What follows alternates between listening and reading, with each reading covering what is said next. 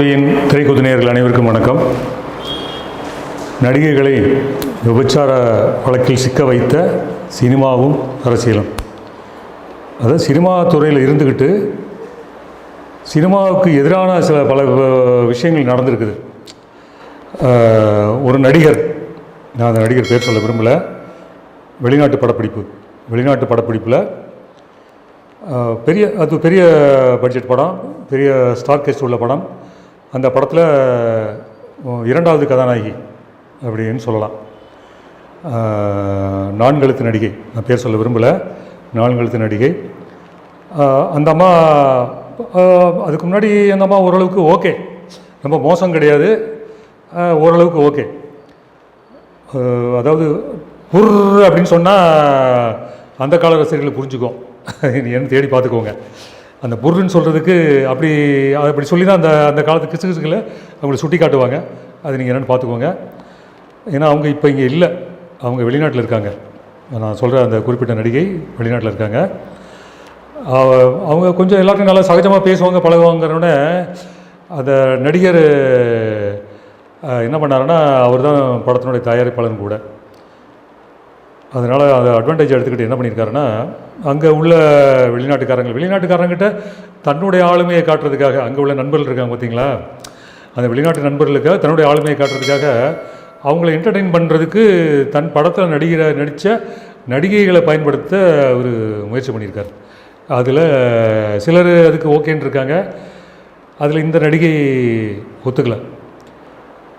நீங்கள் கொடுக்குற சம்பளத்துக்கு நான் நடிக்கிறேன், அதுக்கப்புறம் எதுக்கு நான் உங்களை என்டர்டெயின் பண்ணுறதுக்கு எனக்கு என்ன வேலை, எதுக்கு என்னை கூட்டு வந்தீங்க இங்கே அப்படின்னு சொல்லி இந்த அம்மா கடுபடியாக அடமெண்ட்டாக இருந்துட்டாங்க. அது அவருக்கு பெரிய ஒரு நோஸ் கட்டு மாதிரி ஆகிப்போச்சு. என்னடா நம்ம கேட்டு இப்படி முடியாதுன்னு சொல்லிட்டு போயிருக்கலாமே, அதுக்கு இப்படியெல்லாம் வார்த்தை சொல்லணுமா அப்படின்னு சொல்லி நம்மக்கிட்ட இப்படி கெத்து காட்டுது அந்த பொம்பளை அப்படின்னு அவர் ஒரு மாதிரி ஃபீல் ஆகிட்டார், சங்கடப்பட்டு போயிட்டார், கோவப்பட்டார், எரிச்சல் இருந்தது, எல்லாத்தையும் கண்ட்ரோல் பண்ணிக்கிட்டார். சரி படம் முடியட்டும், அப்புறம் பார்த்துக்கலாம் அப்படின்ட்டு வெளிநாட்டு படப்பிடிப்பெல்லாம் முடிஞ்சு ஊருக்கு வந்துட்டாங்க. வந்ததுக்கப்புறம் அதுக்கு என்ன பண்ணியிருக்காருன்னா, பழி தீர்க்கிறதுக்காகவே ஒரு விஷயத்தை க்ரியேட் பண்ணி பிளான் பண்ணி வடிவேல் சொன்னார் இல்லையா, அந்த மாதிரி பிளான் பண்ணி அந்த அம்மாவை விபச்சார வழக்கில் சிக்க வச்சுட்டாங்க. அந்த மாதிரி நடக்காத ஒரு விஷயத்த நடந்த மாதிரி. அது என்னன்னா, அது எம்ஜிஆர் ஆட்சி, அந்த டைம் எம்ஜிஆர் ஆட்சியில் அவர் அந்த நடிகர் எம்ஜிஆருக்கு கொஞ்சம் வேண்டப்பட்டவரும் கூட, பழக்கமானவரும் கூட, நெருக்கமானவரும் கூட.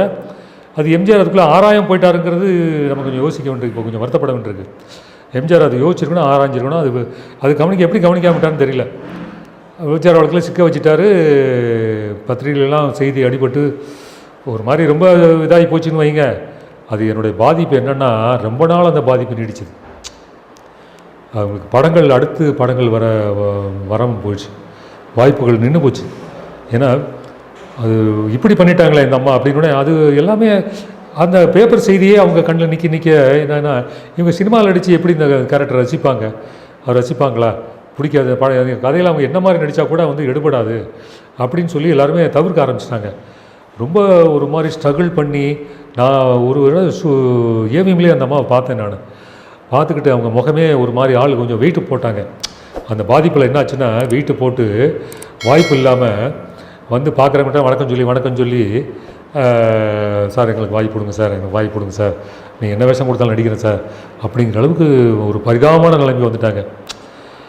அந்த நடிகர் செய்த அந்த தவறுக்கு அதுக்கான தண்டனையை பின்னாடி அனுபவிச்சாருங்கிறது வேறு விஷயம். பட் இருந்தாலும் இவங்க லைஃப் ஒரு இடைக்காலத்தில் பாதிக்கப்பட்டது இல்லையா, அதுக்கு என்ன தீர்வு இருக்குது, என்ன விடை இருக்குது? இது நான் கொஞ்சம் இந்த மாதிரி விஷயங்களை கொஞ்சம் மனிதாபிமானத்தோட இதோடு அணுகுவேன். யாராவது அவங்கள பற்றி தப்பாக கெட்ட வார்த்தையில் சொன்னால் கூட எனக்கு கோவம் வரும், தேடாமோடான்னு சொன்னால் கூட எனக்கு கோவம் வரும்.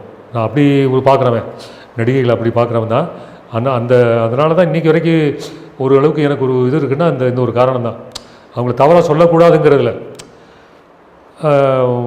அவருக்கு, அந்த அம்மாவுக்கு திருப்பி மறுவாழ்வு வந்தது விசுவ மூலமாக ஒரு படத்தில் ஒரு வாய்ப்பு அதுக்கப்புறம் அவங்க கொஞ்சம் கொஞ்சம் பரவாயில்லாமல் ஓரளவுக்கு படங்கள் வந்து என்னென்ன வில்லி வேஷம், அத்தை வேஷம், இப்படி பூரா வாய்ப்புகள் கிடைச்ச வாய்ப்புகளை பயன்படுத்திட்டு ஓரளவுக்கு சரியாயிட்டாங்க. அப்புறம் ஒரு திருமண வாழ்க்கையும் அவங்களுக்கு சரியாக அமையாமல் போயிடுச்சு. அவங்க பண்ண திருமணமும் அந்த அம்மாவுக்கு சரியில்லாமல் போயிடுச்சு. அதுலேயும் பிரச்சனைகள் அப்படி இப்படின்னு போய் ரொம்ப இதாகினாங்க. அப்புறம் எப்படியோ ஒரு மாதிரி வாழ்க்கையில் செட்டில் ஆகி இது பண்ணி வெளிநாடு போயிட்டாங்க. வெளிநாடு போயிட்டு அப்பப்போ இங்கே வருவாங்க. வந்து நம்ம நண்பர் ஒருத்தர் ஃபேஸ்புக்கில் போடுவார், அதை பார்த்து நான் விஷயம் இப்படி இருக்குன்னு தெரிஞ்சுக்குவேன். இது ஒன்று. அது போக ஜெயலலிதா முதலமைச்சராக இருந்த காலத்தில் அதுதான் இன்னும் கொடுமை. ஏன்னா திரைத்துறை சார்ந்தவங்க இருக்கும்போதே சில நடிகைகளை வந்து விபச்சாரத்தில் சிக்க வைக்கிறது வந்து அதெல்லாம் ரொம்ப கொடுமையான விஷயங்க. அது அந்த அம்மாவுடைய அமைச்சரவையில் இருந்த ஒருத்தரே ஒரு நடிகையை டேக் ஓவர் பண்ணார். இன்னொரு அமைச்சர் இன்னொரு நடிகையை டேக் ஓவர் பண்ணார். அதில் இன்னொரு நடிகையும் சொன்னபடி கேட்கலன்ட்டு அவங்கள விபச்சாரத்தில் சிக்க வச்சுட்டாங்க. அது அந்த அம்மா அக்கா தங்கச்சி 2 நடிகை. ஒரு நடிகை மும்பையில் அங்கே ஒருத்தர் திருமணம் பண்ணிவிட்டு அங்கே போயிடுச்சு. இவங்க கொஞ்சம் லேட்டாக திருமணம் பண்ணாங்க. குடும்பத்துக்காக தியாகம்னு சொல்லுவாங்க இல்லையா, குடும்பத்துக்காக மெழுகுத்தி மாதிரி தியாகம் பண்ணுற ரகம் அந்த அம்மா. நான் சொல்கிற அந்த பெண்மணி அவங்கள விபச்சாரத்தில் சிக்க வச்சு அவங்கள கொஞ்சம் டிஸ்டர்ப் பண்ணி அவங்க அதுலேருந்து மீண்டு வர்றதுக்கு கொஞ்சம் டைம் பிடிச்சது. அப்புறம் அவங்க சீரியல் அப்படி இப்படின்னு போய் வேறு வேறு படங்களில் வாய்ப்பு வந்துச்சு. பட் பெருசாக இல்லை. இதுதான் அதாவது நடராஜன், சசிகலா நடராஜன். அந்த நடராஜன் என்ன அட்டூழியம் பண்ணார்னு நினைக்கிறீங்க? இன்றைக்கி யோகியமாக பேசிக்கிட்டு இருக்காங்க சசிகலா வந்து நம்ம நீங்கள் கைப்பற்றுவேன் அப்படி இப்படின்னு. நீங்கள் இந்த குடும்பம் பண்ண அட்டூழியம் கொஞ்சம் நஞ்சம் அட்டூழியம் கிடையாது, அவ்வளோ அட்டூழியம் பண்ணியிருக்குங்க. ஒரு நடிகை, அந்த நடிகை ஒரு வட இந்திய நடிகை. அந்த நடிகையை ஒரு பிரமுகர், ஒரு பத்திரிகை பிரமுகர் கொஞ்ச நாள் கையில் வச்சுருந்தார். அவருடைய கையில் வச்சுக்கிட்டு அவருக்கு அப்பப்போ காதலிகள், புது காதலிகள் வருவாங்க, வச்சுக்கிட்டு தூக்கி போட்டார்.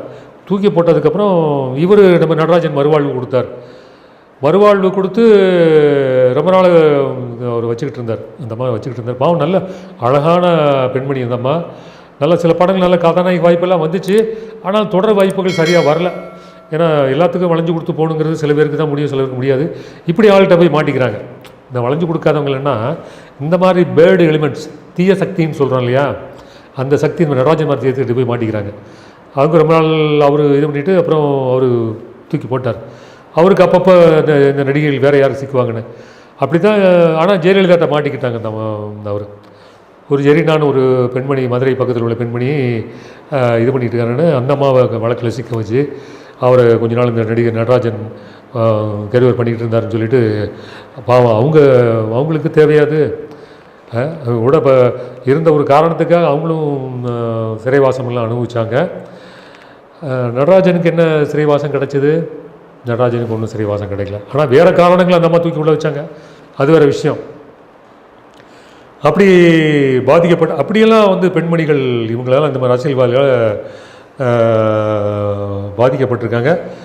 ஒரு மந்திரி, அந்த அதிமுகவில் இருந்த ஒரு மந்திரி ஒரு நடிகையை, அந்த பெண்மணியை 2 பேர் ஒரே டைமில் அவர் மனைவி மாதிரி நடத்திக்கிட்டு திருப்பதி கோயிலுக்கெல்லாம் கூட்டு போயிட்டு வந்திருக்கார் அந்த ஆள் இப்போ திமுகவிலையும் இருக்கார். அந்த ஆள் இப்போ திமுகவில் இருக்கார். அவங்கள மனிதர் லிஸ்ட்லேயே சேர்க்கக்கூடாது. அந்த ஆள் திமுகவிலையும் இருக்கார். இப்படி ஒழுக்கம் கெட்டவங்களாம் அரசியலில் இருந்தாங்கன்னா இந்த அரசியல் எப்படி சீர்படும்? கொள்ளையடிக்கிறதுக்கும் இந்த மாதிரி தப்பு பண்ணுறதுக்குமா வந்து அரசியல் இருக்குது, இந்த ஆட்சி இருக்குது, இந்த ஆட்சிகள் இருக்குது. இதை வந்து ஜனங்கள் வந்து உணரணும். இவனை மாதிரி ஒழுக்கம் கெட்டவனை வந்து வெளிநாடுகளில் பார்த்தீங்கன்னா, வெளிநாடுகளில் பெரும்பகுதி வெளிநாடு, அமெரிக்காவிலேயே அந்த அதிபர் வந்து ஒழுக்கமாக இருக்கணும், அதிபர் நேர்மையாக இருக்கணும். அப்போ தான் வந்து அவனுக்கு ஓட்டு கிடைக்கும். அப்படி வந்து அதாவது இந்த நாகரிகம் முத்திப்போன நாடுகளில் எப்படி ஒரு பண்பு இருக்குன்னா நீங்கள் யோசிச்சுங்களேன். ஓட்டு போடுறவன் நேர்மையாக இருக்கணும், நம்மளை வழிநடத்துகிறவன் நேர்மையாக இருக்கணும் அப்படி யோசிக்கிறாங்க. அது ஏன் இங்கே வரமாட்டேங்க? இங்கே நம்ம நாட்டில் ஏன் வரமாட்டேங்க? நம்ம நாட்டில் வரணும், ஜனங்கள் சிந்திக்கணும். நடிகைகளுக்கு லைக் கொடுக்குறேன்ட்டு பார்த்தீங்கன்னா மில்லியன் கணக்காக, அதாவது லட்சக்கணக்கில் நடிகைகளுக்கு லைக் கொடுக்குற ரசிகர்கள் இருக்கிற நாடு இது. என்ன நாடு இது? ஒன்றும் புரியல. சிந்தனையாளர்களுக்கு, அறிவாளிகளுக்கு தான் வந்து லைக் கொடுக்கணும், கமெண்ட் போடணும். அந்த மாதிரி என்றைக்கு இந்த சிந்தனை மாறப்போகுது, அதை மாறாமல் இருக்கிறதுக்கான வழிகள் என்ன இருக்கோ எல்லா வழிகளையும் இவங்க எல்லாம் கையாண்டுக்கிட்டு இருக்காங்க. அப்படி தான் போயிட்டுருக்கு. இது சீர்படணும். நன்றி, வணக்கம்.